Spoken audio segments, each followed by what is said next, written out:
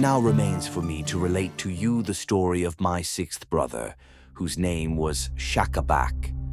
Like the rest of us, he inherited 100 silver drachmas from our father, which he thought was a large fortune. But through ill luck, he soon lost it all and was driven to beg.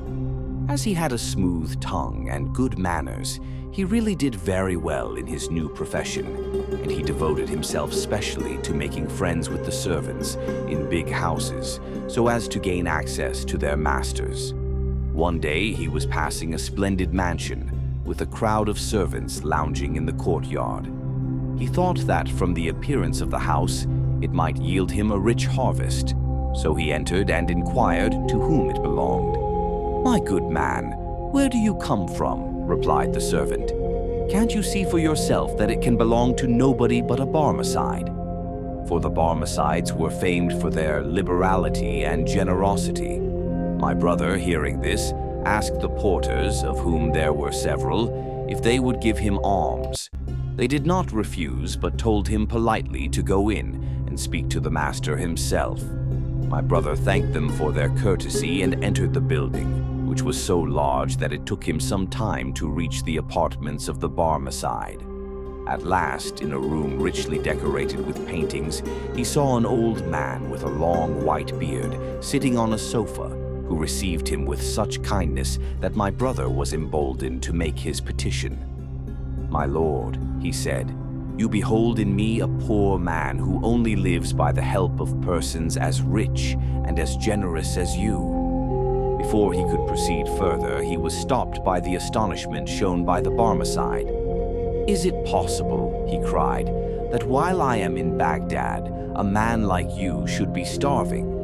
That is a state of things that must at once be put an end to. Never shall it be said that I have abandoned you, and I am sure that you, on your part, will never abandon me." "My lord," answered my brother, "I swear that I have not broken my fast this whole day." "What? You are dying of hunger?" exclaimed the Barmecide. "Here, slave, bring water, that we may wash our hands before meat."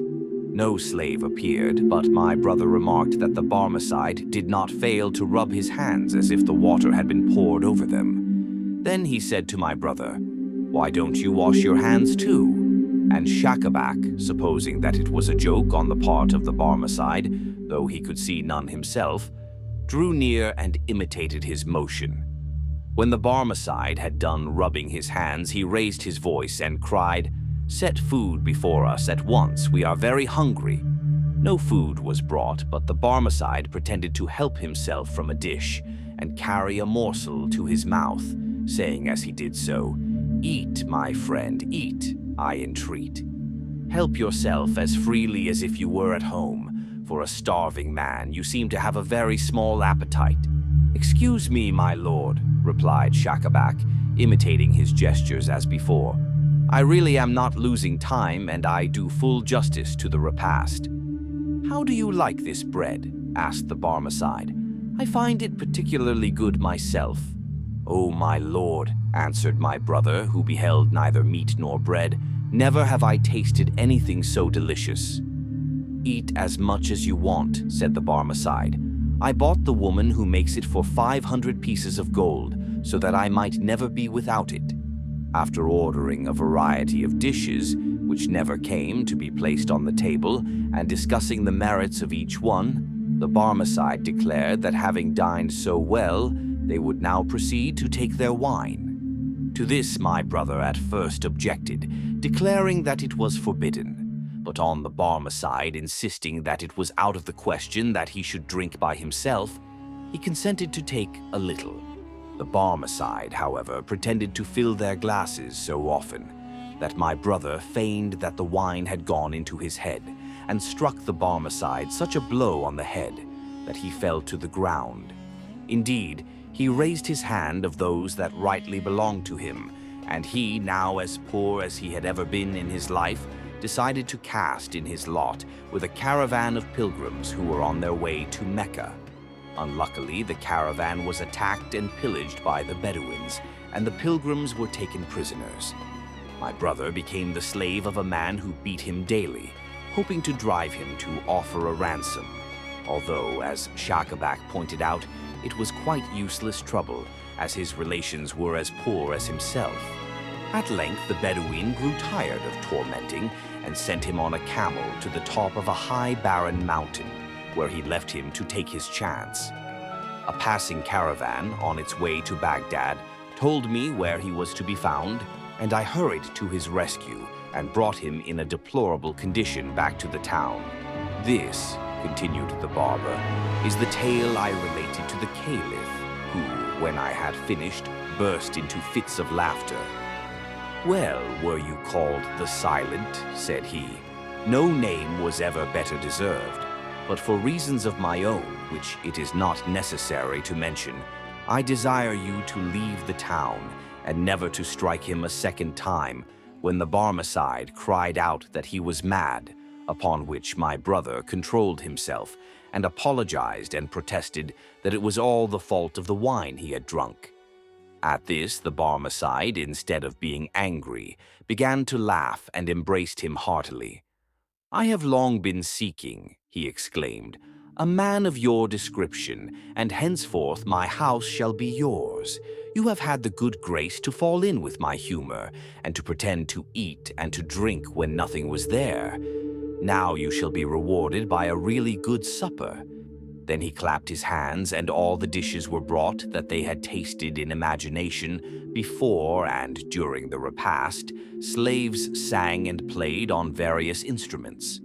All the while, Shakabak was treated by the Barmecide as a familiar friend, and dressed in a garment out of his own wardrobe.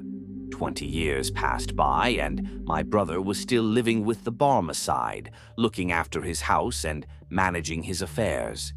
At the end of that time, his generous benefactor died without heirs, so all his possessions went to the prince. They even despoiled my brother of those that rightly belonged to him, and he, now as poor as he had ever been in his life, decided to cast in his lot with a caravan of pilgrims who were on their way to Mecca. Unluckily, the caravan was attacked and pillaged by the Bedouins, and the pilgrims were taken prisoners. My brother became the slave of a man who beat him daily, hoping to drive him to offer a ransom, although, as Shakabak pointed out, it was quite useless trouble, as his relations were as poor as himself. At length, the Bedouin grew tired of tormenting and sent him on a camel to the top of a high, barren mountain, where he left him to take his chance. A passing caravan on its way to Baghdad told me where he was to be found, and I hurried to his rescue and brought him in a deplorable condition back to the town. "This," continued the barber, "is the tale I related to the Caliph, who, when I had finished, burst into fits of laughter. 'Well, were you called the Silent?' said he. 'No name was ever better deserved, but for reasons of my own, which it is not necessary to mention, I desire you to leave the town and never to come back.' I had, of course, no choice but to obey, and traveled about for several years until I heard of the death of the Caliph, when I hastily returned to Baghdad, only to find that all my brothers were dead. It was at this time that I rendered to the young cripple the important service of which you have heard, and for which, as you know, he showed such profound ingratitude that he preferred rather to leave Baghdad than to run the risk of seeing me. I sought him long from place to place, but it was only today, when I expected it least, that I came across him, as much irritated with me as ever." So saying, the tailor went on to relate the story of the lame man and the barber, which has already been told. "When the barber," he continued, "had finished his tale, we came to the conclusion that the young man had been right, when he had accused him of being a great chatterbox. However, we wished to keep him with us and share our feast, and we remained at table till the hour of afternoon prayer. Then the company broke up, and I went back to work in my shop. It was during this interval that the little hunchback, half drunk already, presented himself before me, singing and playing on his drum. I took him home to amuse my wife, and she invited him to supper. While eating some fish, a bone got into his throat, and in spite of all we could do, He died shortly. It was all so sudden that we lost our heads, and in order to divert suspicion from ourselves, we carried the body to the house of a Jewish physician. He placed it in the chamber of the purveyor, and the purveyor propped it up in the street, where it was thought to have been killed by the merchant. This, sire, is the story which I was obliged to tell to satisfy your highness. It is now for you to say if we deserve mercy or punishment, life or death." The Sultan of Kashgar listened with an air of pleasure, which filled the tailor and his friends with hope. "I must confess," he exclaimed, "that I am much more interested in the stories of the barber and his brothers and of the lame man than in that of my own jester. But before I allow you all four to return to your own homes and have the corpse of the hunchback properly buried, I should like to see this barber who has earned your pardon. And as he is in this town, let an usher go with you at once in search of him." The usher and the tailor soon returned, bringing with them an old man who must have been at least 90 years of age. "O silent one," said the Sultan, "I am told that you know many strange stories. Will you tell some of them to me?" "Never mind my stories for the present," replied the barber, "but will your highness graciously be pleased to explain why this Jew, this Christian, and this Mussulman, as well as this dead body, are all here?" "What business is that of yours?" asked the Sultan with a smile, but seeing that the barber had some reasons for his question, he commanded that the tale of the hunchback should be told him. "It is certainly most surprising," cried he when he had heard it all, "but I should like to examine the body." He then knelt down and took the head on his knees, looking at it attentively.